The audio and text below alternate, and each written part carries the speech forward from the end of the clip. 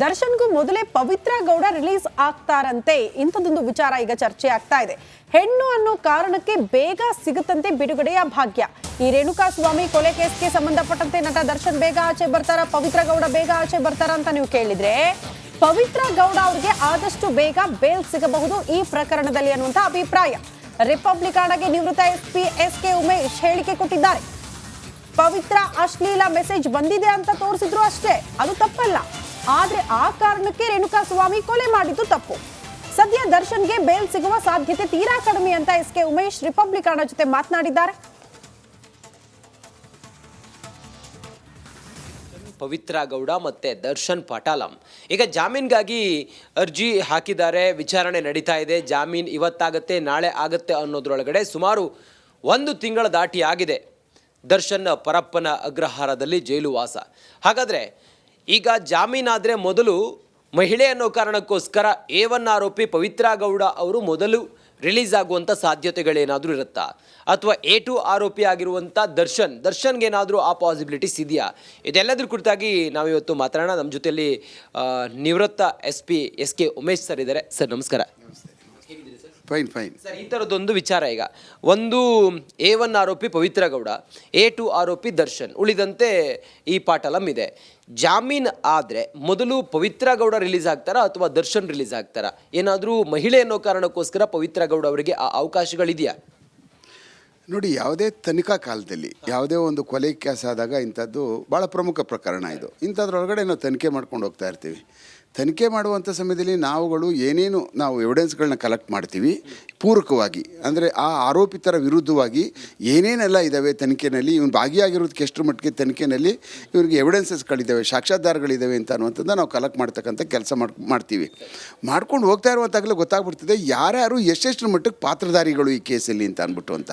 ಯಾರ್ಯಾರು ಇದಕ್ಕೆ ಪೂರ್ಣ ಪ್ರಮಾಣದಲ್ಲಿ ಭಾಗಿಯಾಗಿದ್ದಾರೆ, ಹೇಗೆ ಭಾಗಿಯಾಗಿದ್ದಾರೆ, ಎಷ್ಟು ಮಟ್ಟಿಗೆ ಭಾಗಿಯಾಗಿದ್ದಾರೆ ಅಂತ ಅನ್ನುವಂಥದ್ದು ತನಿಖಾಧಿಕಾರಿಗೆ ಗೊತ್ತಾಗ್ಬಿಡ್ತದೆ. ಇಷ್ಟು ಕೆಲವಷ್ಟು ಯಾವ ಜನಕ್ಕೆ ಅಕಸ್ಮಾತ್ ಗೊತ್ತಿಲ್ಲದೆ ಇರ್ಬೋದು, ಎಷ್ಟರ ಮಟ್ಟಿಗೆ ಯಾರು ಗೊತ್ತಿರ್ಬೋದು ಅಂತ ಗೊತ್ತಾಗುತ್ತೆ. ಆದರೆ ತನಿಖೆ ಮಾಡುವಂಥ ಕಾಲದಲ್ಲಿ ಆ ಎಷ್ಟು ಜನ ಅಂತಂದರೆ 149 ಕಾಮನ್ ನಾವೇನು ಇಂಟೆನ್ಷನ್ ಹಾಕ್ಕೊಳ್ತೀವಲ್ಲ, ಕಾಮನ್ ಆಬ್ಜೆಕ್ಟ್ ಅಂತ, ಅಂದರೆ ಎಲ್ಲರಿಗೂ ಗೊತ್ತಿತ್ತು ಕೊಲೆ ಮಾಡ್ತಾ ಇರ್ತಕ್ಕಂಥದ್ದು. ಕೊಲೆ ಮಾಡಾದ್ಮೇಲೂ ಸಹ ಇವ್ರಿಗೆಲ್ಲ ಇಂಟೆನ್ಷನ್ ಇತ್ತು, ಕೊಲೆ ಆದಮೇಲೂ ಸಹ ಅವ್ರು ಮುಚ್ಚಿಟ್ಕೊಂಡ್ರು, ಕಾಮನ್ ಆಬ್ಜೆಕ್ಟ್ ಅಂತ ಅನ್ನುವಂಥದ್ದನ್ನ ಕ್ಯಾರಿ ಮಾಡ್ತಾ ಇದ್ದಾರೆ ಎನ್ನುವಾಗ ಆವಾಗ A1, A2, A3, A5 ಏನು ಗಣನೆಗೆ ಬರಲ್ಲ. ನಿಮ್ಗೆ ಇಂಟೆನ್ಷನ್ನು ಅದ್ರ ಕೊಲೆ ಇದ್ದದ್ದು, ಕೊಲೆ ಮಾಡುವಂಥದ್ದು ನಿಮ್ಗೆ ಗೊತ್ತಿದೆ ಅಂತ ಅನ್ನುವಂಥದ್ದು ಇತ್ತು ಅಂದರೆ ಆವಾಗ ಅದರ ಯಾವುದೇ ಥರವಾದಂತಹ ವ್ಯತ್ಯಾಸ ಆಗೋದಿಲ್ಲ. ಹೊಸ ಹಿಂದೆ ಇರ್ತಕ್ಕಂಥ ಕಾನೂನುಗಳ ನಡಿನಲ್ಲಿ ಈಗ ಬಂದಿರತಕ್ಕಂಥ ಕಾನೂನುಗಳ ಕೆಳಗಡೆ ಕಷ್ಟ ಅದೇ. ಈ ಥರದ್ದೆಲ್ಲನೂ ನಾವು ಸರಿಯಾಗಿ ತೊಗೊಂಡೋಗ್ಬಿಟ್ಟು ನ್ಯಾಯಾಲಯಕ್ಕೆ ಪೂರಕವಾಗಿ ಕೊಟ್ಬಿಟ್ರೆ, ಯಾಕೆಂದರೆ ವಿಡಿಯೋ ಮಾಡಬೇಕೀಗ ಯಾವುದೇ ಥರವಾದಂಥ ಹೀನಸ್ ಕೇಸಸ್ನ ಈಗ ವಿಡಿಯೋ ಕೊಡಬೇಕು ಅಂತ ಹೇಳ್ಬಿಟ್ಟಿದ್ದಾರೆ. ಈಗ ಮಾಜರ್ಗೂ ವಿಡಿಯೋ ಹೋಗಬೇಕು, ಸೀಸ್ ಮಾಡೋದಕ್ಕೂ ವಿಡಿಯೋ ಹೋಗಬೇಕು, ಪ್ರತಿಯೊಂದಕ್ಕೂ ವಿಡಿಯೋಗ್ರಾಫ್ ಕೊಡ್ತೀವಿ ನಾವು. ಇನ್ನು ಮುಂದೆ ನಾವು ತುಂಬ ಕ್ರಾಸ್ ಎಕ್ಸಾಮಿನ್ ಮಾಡೋಕ್ಕಾಗೋದಿಲ್ಲ, ಯಾಕೆಂದರೆ ಎಲ್ಲ ವಿಡಿಯೋ ಇರ್ತದೆ. ನೀವು ಇಲ್ಲಿ ಮಾಡಲೇ ಇಲ್ಲ ಅನ್ನುವಂಗಿಲ್ಲ. ಈಗೇನು ಹೇಳ್ತಾರೆ, ಒಂದೇ ಹೇಳ್ತಾರೆ, ನೀವು ಪೊಲೀಸ್ ಸ್ಟೇಷನಿಂದ ಆಚೆ ಹೋಗಲಿಲ್ಲ, ಆರೋಪಿಯ ಲಾಕಪ್ಪಲ್ಲೇ ಇದ್ದ, ಯಾರನ್ನೋ ಅಲ್ಲೇ ಕರ್ಸ್ಕೊಂಡ್ರಿ, ನಿಮ್ಗೆ ಗೊತ್ತಿರೋರು ಒಳಗಡೆ ಬಂದರು, ಅಲ್ಲೇ ಬರೆದ್ರಿ, ಅಲ್ಲೇ ಟೈಪ್ ಮಾಡಿದ್ರಿ, ಪೊಲೀಸ್ ಸ್ಟೇಷನ್ಲೇ ಎಲ್ಲ ಮಾಜರ್ಗಳನ್ನ ತಯಾರು ಮಾಡಿಕೊಂಡು ಅಲ್ಲೇ ಬಲ್ದು ಎಲ್ಲ ರೆಡಿ ಮಾಡ್ಕೊಂಡ್ರಿ. ನೀವು ಯಾವ ಜಾಗಕ್ಕೂ ಹೋಗಲಿಲ್ಲ, ನೀವು ಈ ಅಕ್ಕಿಹುಡುಗಳು ತೋರಿಸಿಲ್ಲ, ಅವರು ಯಾರನ್ನೂ ಪಂಚರ ಮುಂದೆ ಹೇಳಲಿಲ್ಲ, ಇದೆಲ್ಲ ಸುಳ್ಳು ಅಂತ ಒಂದೇ ಉತ್ತರದಲ್ಲಿ ನಮ್ಮನ್ನೆಲ್ಲ ಮುಗಿಸ್ಬಿಡ್ತಿದ್ರು. ಈಗ ಅದು ಆಗಲ್ಲ ಅಷ್ಟೇ. Thank you.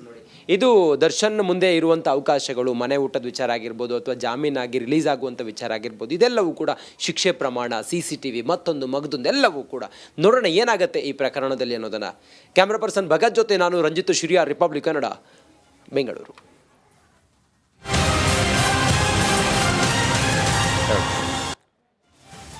ಹಗರಣಗಳ ಸುಳಿಯಲ್ಲಿ ಸಿದ್ದರಾಮಯ್ಯನವರ ಸಿಲುಕಾಕಿಕೊಂಡಿದ್ದಾರೆ, ಅವರ ಸರ್ಕಾರನೇ ಸಿಲುಕಾಕಿಕೊಂಡಿದೆ ಅಂತ. ವಾಲ್ಮೀಕಿ ನಿಗಮದ ವಿಚಾರಕ್ಕೆ ಸಂಬಂಧಪಟ್ಟಂತೆ ಸರ್ಕಾರದ ಮೇಲೇನೆ ಗಂಭೀರ ಆರೋಪ ಕೇಳೋದು ಸಿಟ್ಟು ಬರೀ ಬಿ ನಾಗೇಂದ್ರ ಮಾತ್ರ ಅಲ್ಲ. ಈ ಕಡೆ ಮೂಡಾ ಸೈಟ್ ಅಕ್ರಮದ ಸಂಕಷ್ಟ ಸಿಎಂ ಸಿದ್ದರಾಮಯ್ಯನವರಿಗೆ. ಸಾಲು ಹಗರಣದಿಂದ ಹೈಕಮಾಂಡ್ಗೂ ಕೂಡ ತಲೆಬಿಸಿ ಪ್ರಾರಂಭ ಆಗಿದೆ. ಸಿಎಂ ಸಿದ್ದರಾಮಯ್ಯನವ್ರಿಗೂ ಕಾಡ್ತಾ ಇದೆಯಾ ಬಂಧನದ ಭಯ? ಇಂದು ದೆಹಲಿಗೆ ಸಿದ್ದರಾಮಯ್ಯ, DCM DK ಶಿವಕುಮಾರ್ ಹೊರಡಲಿದ್ದಾರೆ. ಸಂಜೆ ಹೈಕಮಾಂಡ್ ನಾಯಕರನ್ನ ಭೇಟಿ ಮಾಡಿ ಮಹತ್ವದ ಸಭೆ ಕೂಡ ಇದೆಯಂತೆ. ಖರ್ಗೆಗೆ ವರದಿ ನೀಡಲಿದ್ದಾರೆ ಸಿಎಂ ಸಿದ್ದರಾಮಯ್ಯ. ಬಿಜೆಪಿ ಪಾದಯಾತ್ರೆ, ದಳಪತಿ ರಣತಂತ್ರಕ್ಕೆ ಪ್ರತಿತಂತ್ರ ರೂಪಿಸಲಾಗುತ್ತಾ ಈ ಸಭೆಯಲ್ಲಿ ಅನ್ನೋದು ಸದ್ಯ ಇರುವಂತಹ ಕುತೂಹಲ. ನೋಡಿ, ಇಲ್ಲಿ ದೆಹಲಿಯ ಕೆಲವು ಪ್ರಖ್ಯಾತ ಲಾಯರ್ಗಳ ಜೊತೆ ಚರ್ಚೆ ಮಾಡ್ತಾ ಇದ್ದಾರೆ ಸಿದ್ದರಾಮಯ್ಯ. ಯಾಕೆ ಅಂತ ಕೆಲವು ಡೌಟ್ಗಳು ಬರ್ತಾ ಇದೆ. ಮತ್ತೊಂದು ಕಡೆ ಇವರು ಎಲ್ಲವೂ ರಾಜ್ಯಪಾಲ, ನಾನು ಮೊನ್ನೆಯಿಂದ ಹೇಳ್ತಾ ಇದ್ದೀನಿ, ಪ್ರಾಸಿಕ್ಯೂಷನ್ಗೆ ಅನುಮತಿ ಬೇಕು ಅಂತಂದರೆ ರಾಜ್ಯಪಾಲರು ಕೊಡಬೇಕು. ಇವರು ಮುಖ್ಯಸ್ಥರು, ಇವರು ಸಂವಿಧಾನದ ಮುಖ್ಯಸ್ಥರಾಗಿರೋ ಕಾರಣಕ್ಕಾಗಿ ಪ್ರಾಸಿಕ್ಯೂಷನ್ಗೆ ಅನುಮತಿ ರಾಜ್ಯಪಾಲರು ಕೊಡಬೇಕು. ಈಗ ಸರಿನೋ ತಪ್ಪ ಬೇರೆ ವಿಚಾರ, ಅದು ಆಮೇಲೆ ಆಗತ್ತೆ. ರಾಜಕೀಯದಲ್ಲಿ ಹೇಗಿರುತ್ತೆ ಅಂತಂದರೆ, ಈ ಒಂದು ವೈಟ್ ಡ್ರೆಸ್ ಹಾಕಿರ್ತಾನೆ ಒಬ್ಬ, ಅವನ ಮೇಲೆ ಸೆಗಣಿ ಎರಚಿಬಿಡೋದು, ಸೆಗಣಿ ಎರಚಿಬಿಡೋದು. ಆಮೇಲೆ ಅವನು ಕ್ಲೀನ್ ಮಾಡ್ತಾ ಮಾಡ್ತಾ ಮಾಡ್ತಾ ಆಗೋ ಆ ಟೈಮ್ ಹೋಗಿರುತ್ತೆ. Timings very important. ಯಾವುದರಲ್ಲಿ? ರಾಜಕೀಯದಲ್ಲಿ ಟೈಮಿಂಗ್ಸ್ ವೆರಿ ಇಂಪಾರ್ಟೆಂಟ್. ಅದಕ್ಕೆ ಯಾರನ್ನಾದರೂ ನಿಷೇಧ ಮಾಡ್ತಾರಲ್ಲ, ಅಥವಾ ಅವರಿಗೆ ವೋಟ್ನ ಹಾಕಿಲ್ಲ ಅಥವಾ ಚುನಾವಣೆಗೆ ನಿಲ್ಲುವಂಗಿಲ್ಲ ಅಂತ 6 ವರ್ಷ ಯಾಕೆ ಮಾಡ್ತಾರೆ ಹೇಳಿ? 6 ವರ್ಷ ಯಾಕೆ ಮಾಡ್ತಾರೆ? ಯಾಕೆ 5 ವರ್ಷ ಮಾಡಲ್ಲ? ಯಾಕೆ 4 ವರ್ಷ ಮಾಡಲ್ಲ? 6 ವರ್ಷ ಮಾಡ್ತಾರೆ. 6 ವರ್ಷ ಯಾಕೆ ಮಾಡ್ತಾರೆ ಅಂತಂದರೆ, ಈಗ ಕಳೆದ ಬಾರಿ ಚುನಾವಣೆ ಎಷ್ಟನೇ ಇಸ್ವಿಗಾಯಿತು? ಇಲ್ಲಿ ವಿಧಾನಸಭಾ ಚುನಾವಣೆ 2023. ನೆಕ್ಸ್ಟ್ ಚುನಾವಣೆ ಎಷ್ಟಕ್ಕಾಗತ್ತೆ? 2028, 24, 25, 26, 27, 28. ನೀವು 5 ವರ್ಷ ಅಂತ ಆದರೆ 28ರ ಚುನಾವಣೆಗೆ ನೀವು ನಿಲ್ತೀರಿ. 6 ವರ್ಷ ಅಂತಂದ್ರೆ ನೀವು 29ರ ಚುನಾವಣೆಗೆ ನಿಲ್ಲಬೇಕು. 29ರ ಚುನಾವಣೆ ಇರೋದಿಲ್ಲ, ವಿಧಾನಸಭಾ ಚುನಾವಣೆ ಆದರೆ ಅದು ಇರೋದು ನೆಕ್ಸ್ಟ್ 32ಕ್ಕೆ. ಅಂದ್ರೆ ನಿಮಗೆ 6 ವರ್ಷ ನಿಷೇಧ ಅಂತಂದ್ರೆ 10 ವರ್ಷ ನಿಮಗೆ ರಾಜಕೀಯದಲ್ಲಿ ಇರೋಕ್ಕಾಗೋದಿಲ್ಲ. ಅಂದ್ರೆ ನಿಮ್ಮ ರಾಜಕೀಯ ಕೆರಿಯರೇ ಹಾಳಾಗೋಗ್ಬಿಡತ್ತೆ. ನಾನು ಯಾಕೆ ಈ ಮಾತನ್ನು ಹೇಳೋದಂದ್ರೆ, ಸಿದ್ದರಾಮಯ್ಯನವರು ಪ್ರಖ್ಯಾತ ನಾಯಕರದಲ್ಲಿ 2 ಮಾತಿಲ್ಲ. ರಾಜಕೀಯವಾಗಿ ಸಿದ್ದರಾಮಯ್ಯನವರ ಯಶಸ್ಸನ್ನು ಕೆಳಗಿಳಿಸದೇ ಇದ್ರೆ ಬೇರೆ ಪಕ್ಷಗಳು ಅಥವಾ BJP ಅಲ್ಲಿ ಪ್ರವರ್ಧಮಾನಕ್ಕೆ ಬರೋದಕ್ಕೆ ಸಾಧ್ಯವಿಲ್ಲ. ಹಾಗಂತ ತಪ್ಪು ಮಾಡಿದ್ರೆ ಶಿಕ್ಷೆ ಆಗಲೇಬೇಕು.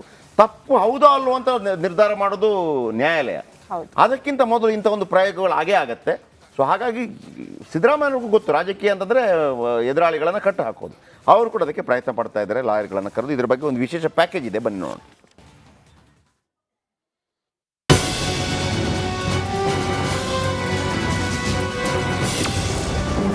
ಇಂದು ಸಿಎಂ ಸಿದ್ದು, ಡಿಸಿಎಂ ಡಿಕೆ ದೆಹಲಿ ಪ್ರವಾಸ.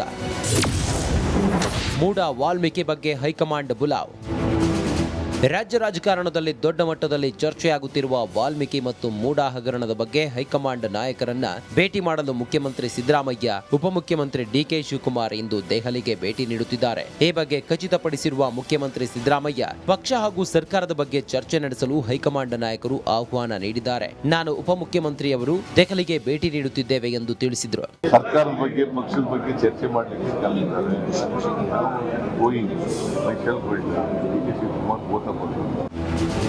ಮೂಡ ಪ್ರಕರಣವನ್ನ ಮುಂದಿಟ್ಟುಕೊಂಡು ಬಿಜೆಪಿ ಮತ್ತು ಜೆಡಿಎಸ್ ಬೆಂಗಳೂರಿನಿಂದ ಮೈಸೂರಿನವರೆಗೆ ಪಾದಯಾತ್ರೆ ನಡೆಸುತ್ತಿದೆ. ಇದರ ಜೊತೆಗೆ ಮಹರ್ಷಿ ವಾಲ್ಮೀಕಿ ಅಭಿವೃದ್ಧಿ ನಿಗಮದ ಅಕ್ರಮ ಹಣ ವರ್ಗಾವಣೆ ಪ್ರಕರಣದಲ್ಲಿ ಜಾರಿ ನಿರ್ದೇಶನಾಲಯ ಮುಖ್ಯಮಂತ್ರಿ ಸಿದ್ದರಾಮಯ್ಯ ಅವರಿಗೆ ನೋಟಿಸ್ ನೀಡಲು ಮುಂದಾಗಿದೆ. ಈ ಮೂಲಕ ಕರ್ನಾಟಕದಲ್ಲಿರುವ ಕಾಂಗ್ರೆಸ್ ಸರ್ಕಾರವನ್ನ ಅಸ್ಥಿರಗೊಳಿಸಲು ನಡೆಸುತ್ತಿರುವ ಹುನ್ನಾರ ಎಂಬ ಟೀಕೆಗಳು ಕೇಳಿಬಂದಿವೆ. ಈ ಹಿನ್ನೆಲೆ ಕಾಂಗ್ರೆಸ್ ಹೈಕಮಾಂಡ್ ರಾಜ್ಯ ನಾಯಕರ ಜೊತೆ ಚರ್ಚೆ ನಡೆಸಲು ಮುಂದಾಗಿದೆ. ಒಂದು ವೇಳೆ ಜಾರಿ ನಿರ್ದೇಶನಾಲಯ ನೋಟಿಸ್ ನೀಡಿದ್ರೆ ಅನುಸರಿಸಬೇಕಾದ ಕಾರ್ಯತಂತ್ರಗಳ ಬಗ್ಗೆ ರಣನೀತಿ ರೂಪಿಸುವ ಸಲುವಾಗಿ ಹೈಕಮಾಂಡ್ ಸಮಾಲೋಚನೆ ನಡೆಸಲಿದೆ.